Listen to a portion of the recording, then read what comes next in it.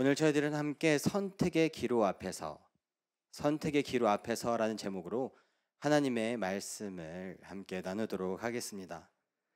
저는 2015년 7월 1일 토론토 피어슨 공항을 통해서 캐나다에 입국하게 되었습니다. 근데 캐나다에 입국하게 되었는데 참 캐나다 국기가 여기저기 많았습니다. 그래서 첫 번째 인상은 캐나다 사람들은 참 자기네 나라를 사랑하는구나 라는 인식을 받게 되었습니다. 근데 나중에 알고 보니 그것이 바로 캐나다 데이였더라고요. 또 두 번째로는 팀 홀튼이 그렇게 유명해서 공항에서 팀 홀튼을 찾아가 봤습니다. 그래서 프렌치 바닐라 라떼를 먹어봤는데 프렌치 바닐라 라떼와 사랑에 빠지게 되었습니다. 그렇게 몇 시간 후 저는 몬트리올로 경유하게 되었습니다. 그래서 그곳에 도착하게 돼서 공부를 하면서 사역을 하게 되었습니다. 그런데 한두 주쯤 지났을 때쯤 그때 담임 목사님께서 저를 불러서 스테이플스에 가서 교회 문구 좀 사오라고 부탁을 하셨습니다. 본인의 차 열쇠를 주시면서 스테이플스에 가서 좀 교회에 필요한 물품 좀 사오라고 말씀하시는데 그때 당시만 해도 제 핸드폰에는 데이터가 없었습니다. 그래서 목사님, 전 데이터가 없고 한두 주밖에 안 돼서 잘 모르는데요? 라고 말씀드렸더니 어렵지 않다고 하시면서 되게 세세하게 잘 설명해 주셨습니다. 쭉 그랑블루바에서 쭉 가면 삼거리에서 몽클랜드 가가 나오는데 거기서 우회전을 해서 쭉 가면 캐ven디시 가가 나오는데 거기서 좌회전해서 쭉 가면 고속도로 138번 가가 나오는데 거기서 쭉 가다가 생작에서 빠지면 까르푸 앙그리뇽에서 거기 스테이플스가 있다고. 근데 그렇게 너무나 세세하게 20년을 그곳에서 사셨으니까 이 모든 거리가 너무나 익숙한 분에게 딱 한 번 그렇게 설명을 듣는데 계속해서 못 가겠다고 말씀드리기가 그래서 네 알겠습니다 하고 열쇠를 받고 출발을 하였습니다. 그래서 그랑블루바에서 쭉 가다가 삼거리에 도착하게 되었습니다. 바로 몽클랜드 가였습니다. 왼쪽인가 오른쪽인가 에라 모르겠다 오른쪽으로 가자 해서 오른쪽으로 틀었습니다. 또 가다가 보니까 캐ven디시 가가 나왔습니다. 오른쪽인가 좌측인가 에라 모르겠다 이번엔 좌측으로 가자 해서 쭉 가다 보니 고속도로 138번 가가 나왔습니다. 맞다. 고속도로가 나온다고 했었는데 잘 오고 있는 것이 맞구나. 근데 분명 고속도로로 가다가 생작으로 빠지라고 했는데 아무리 봐도 빠지는 데가 없는 겁니다. 불안하네 하면서 계속 고속도로를 타게 되었습니다. 보니까 고속도로 표지판에 토론토행 해서 비행기 타고 몬트리올로 왔는데 토론토로 향하고 있었습니다. 그렇게 20분 가면 되는 거리를 2시간에 걸려서 도착하게 되었습니다.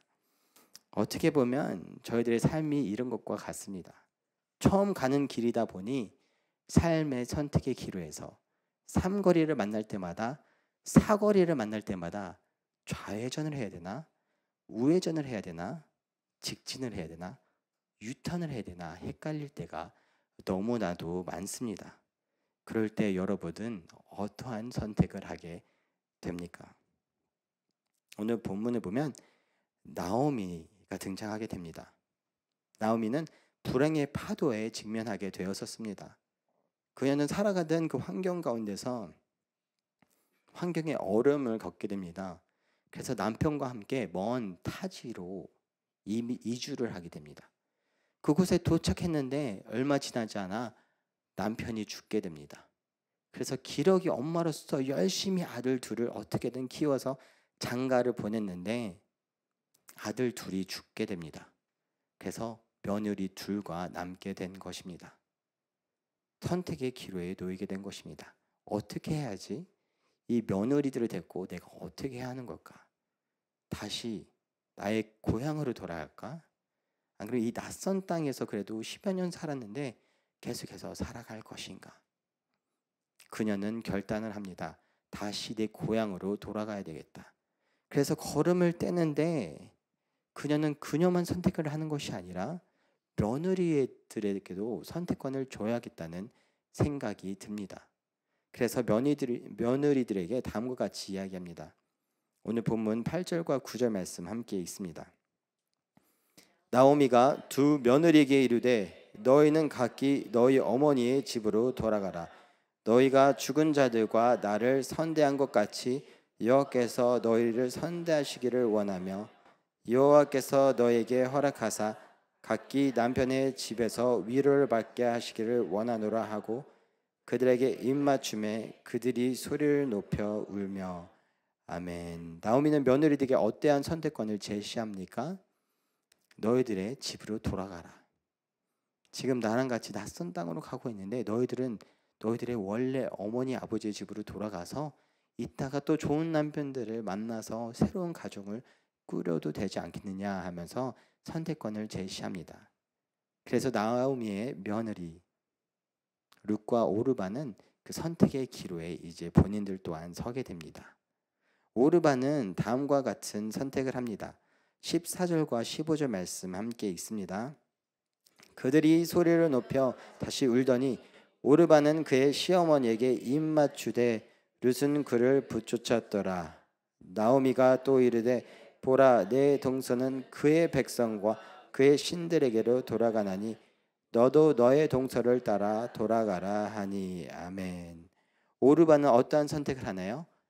시어머니에게 입맞춤을 하고 내 어머니 정그러시다면 어쩔 수 없네요. 저는 돌아가겠습니다 하면서 자신의 고향으로 돌아갑니다. 자신의 백성과 자신의 신들에게로 돌아갑니다. 그러면 룻은 어떠한 선택을 하나요? 16절과 17절 말씀 함께 읽습니다. 룻이 이르되 내게 어머니를 떠나며 어머니를 따르지 말고 돌아가라. 강권하지 마옵소서. 어머니께서 가시는 곳에 나도 가고 어머니께서 머무시는 곳에서 나도 머물겠나이다.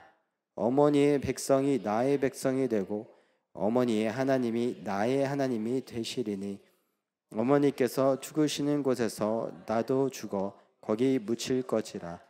만일 내가 죽는 일 외에 어머니를 떠나면 여호와께서 내게 벌을 내리시고 더 내리시기를 원하나이다 하는지라.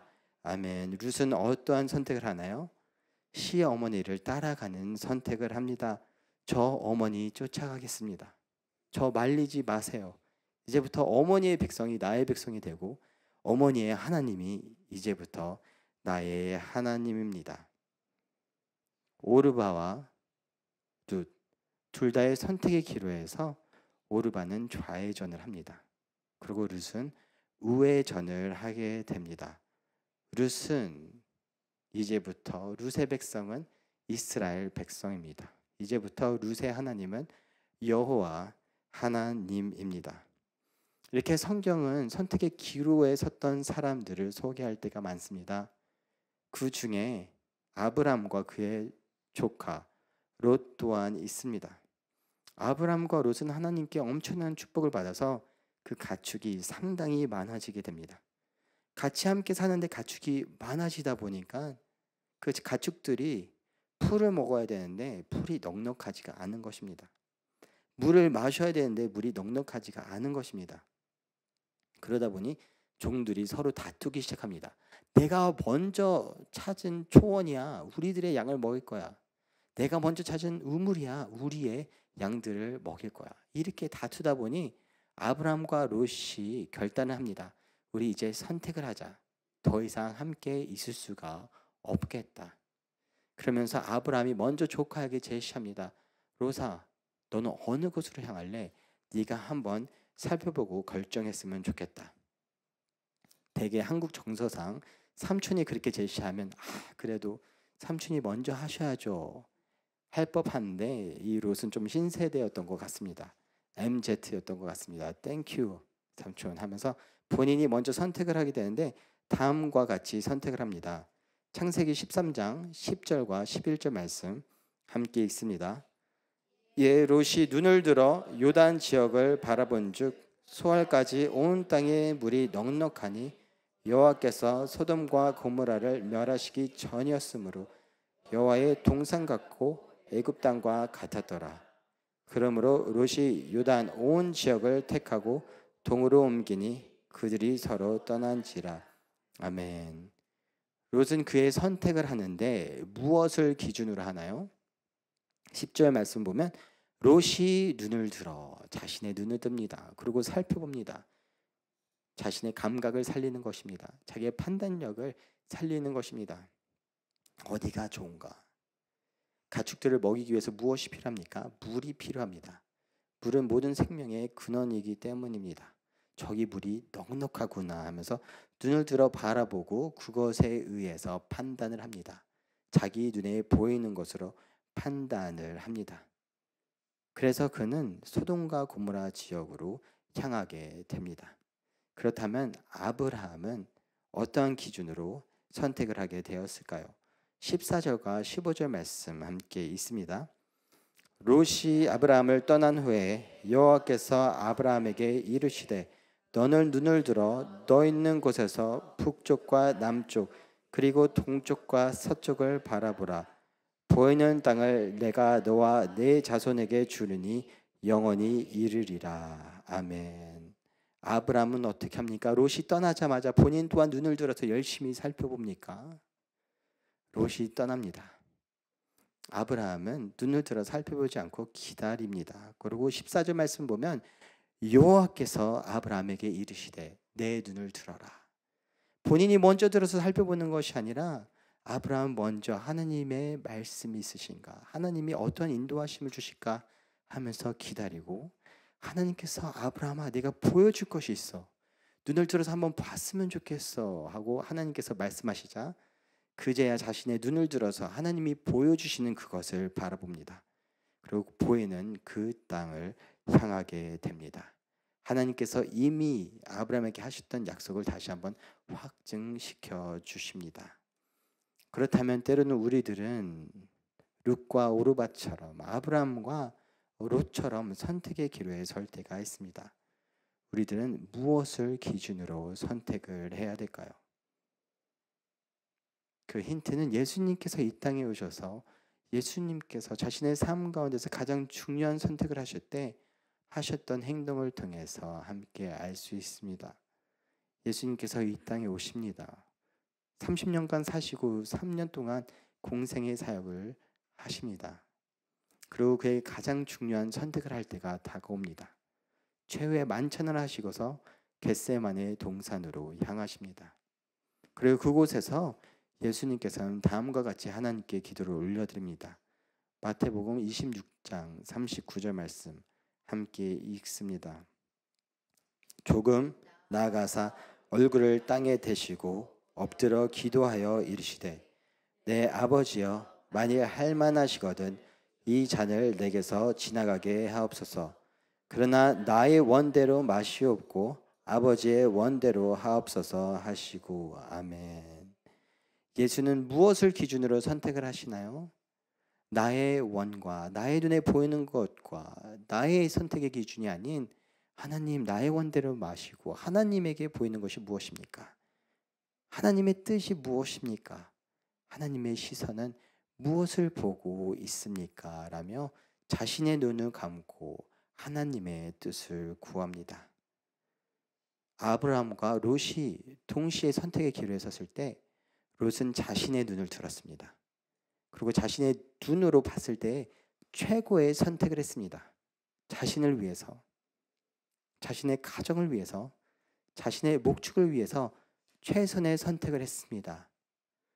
그것이 바로 최고의 선택인 선택된 소돔과 고모라였습니다. 하지만 롯이 간과한 것이 있습니다. 하나님이 그 지역을 어떻게 바라보시는지를 보지 못했습니다. 하나님께서 그곳을 바라보실 때 어떻게 바라보셨습니까? 죄악이 가득한 곳이었습니다. 아직 멸망하기 직전이었습니다. 분명 그는 눈을 들어서 최고의 선택을 했는데 얼마 시간이 지나자 그 최고의 선택이 어떠한 선택이 됩니까? 최악의 선택이 됩니다. 그 목축을 기르기 위해서, 가족을 위해서 최고의 선택을 했는데 눈을 들어서 얼마 지나자 어떻게 됩니까? 가축을 다 잃어버리고 맨몸으로 본인 겨우 뛰쳐나옵니다.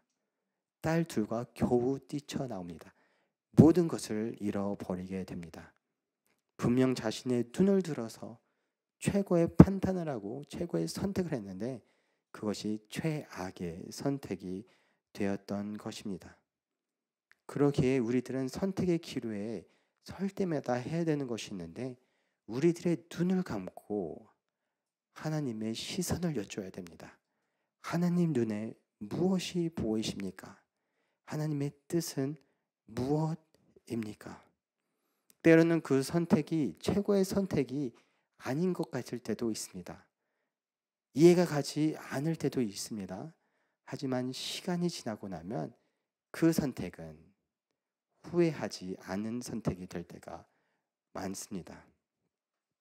저도 얼마 살지 않은 인생이지만 선택의 기로에서 여러 번 선택을 했던 때가 있습니다.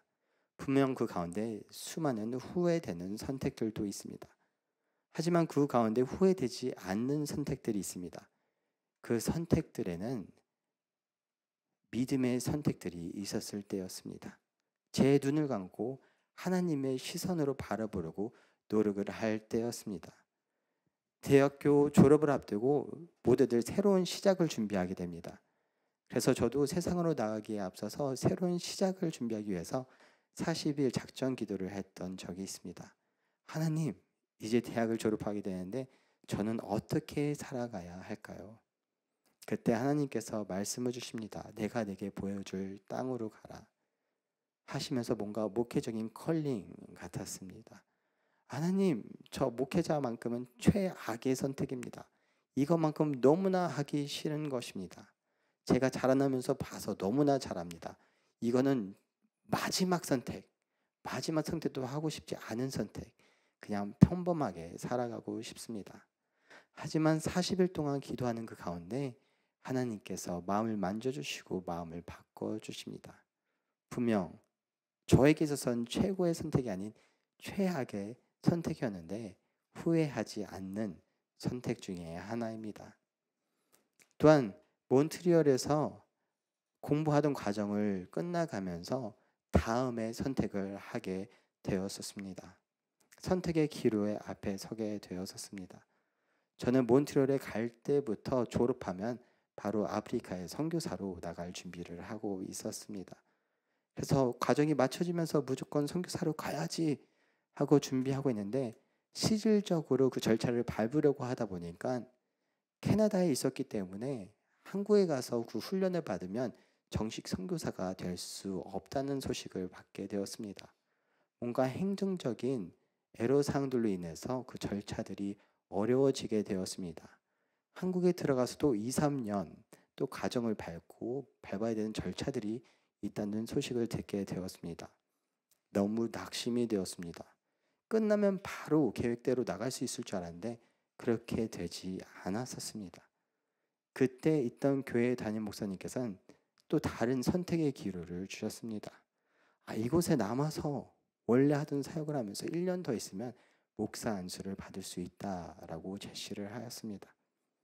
근데 그때 또 다른 교회에 장로님께서 그곳에 영어권 사역자가 없어서 한 번씩 설교를 하러 갔었었는데 교단을 초월한 2세들을 위한 초교파 교회를 개척하자고 제시해 주셨습니다.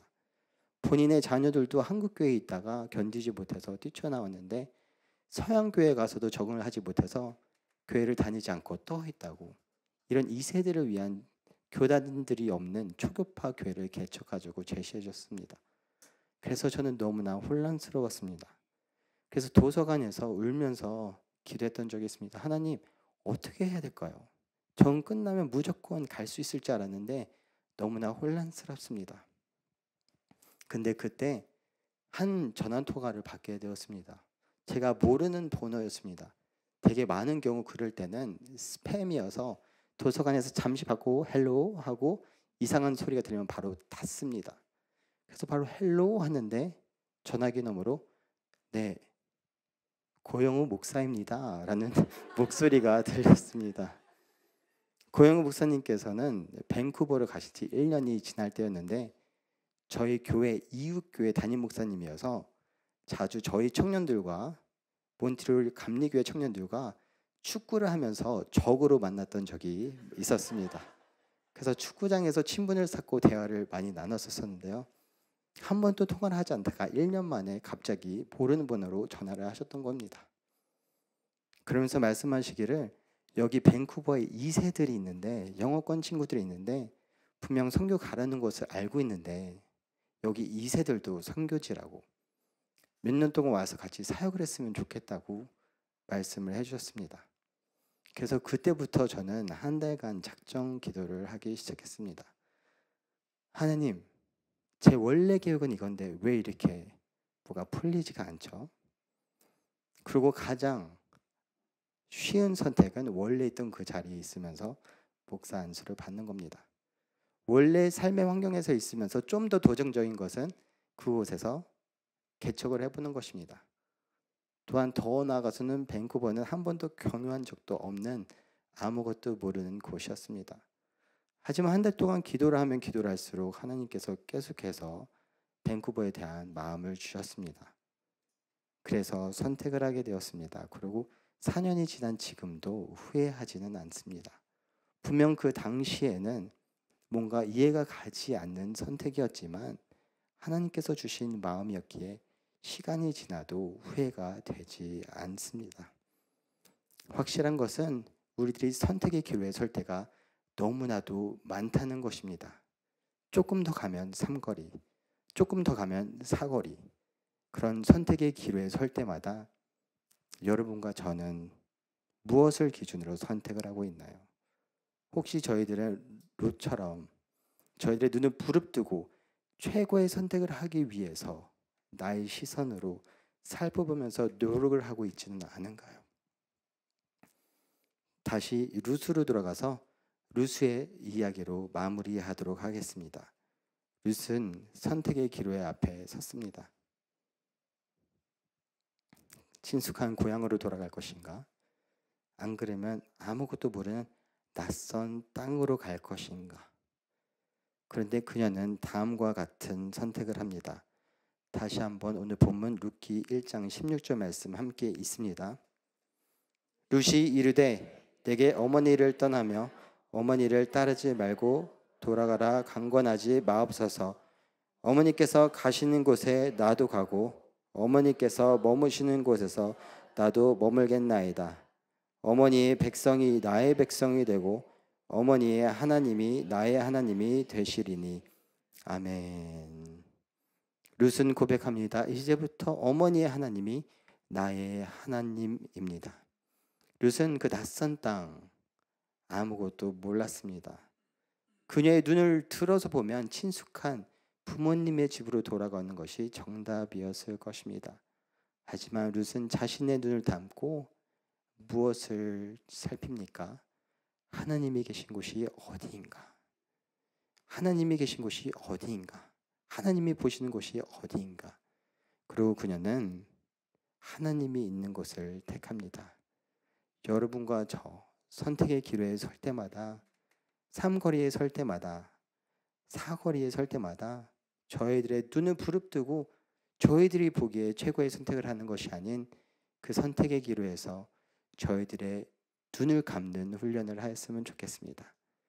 저희들의 눈을 감고 예수님께서 간구하셨던 것처럼 아버지, 나의 뜻대로 마옵시고 아버지의 뜻대로 하여 주옵소서. 저는 다 보지 못합니다. 하나님이 보시는 것을 깨닫게 하여 주옵소서 라며 선택의 기로에서 믿음의 선택을 하시는 여러분과 저 되기를 소원합니다. 기도하십니다. 사랑 권위가 풍성하신 하나님 아버지, 이 세상 저희들 처음으로 살아갑니다. 그래서 만나는 삼거리마다 사거리마다 우왕좌왕하며 어떠한 선택을 해야 될지 몰라서 너무나 당황할 때가 많습니다. 분명 이것이 최고의 선택인 것 같은데 혹여나 나중에 후회하지는 않을까 멈칫 거릴 때가 너무나도 많습니다. 그렇게 불안이 떨 때마다 아버지, 저희들의 눈은 감게 하여 주옵시고 아버지의 눈으로 보게 하여 주옵소서.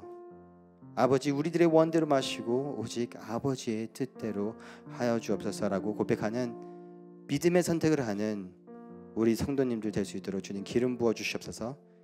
이 모든 것 오늘도 살아계셔서 역사하시는 나사렛 주 예수 그리스도의 이름으로 기도합니다. 아멘.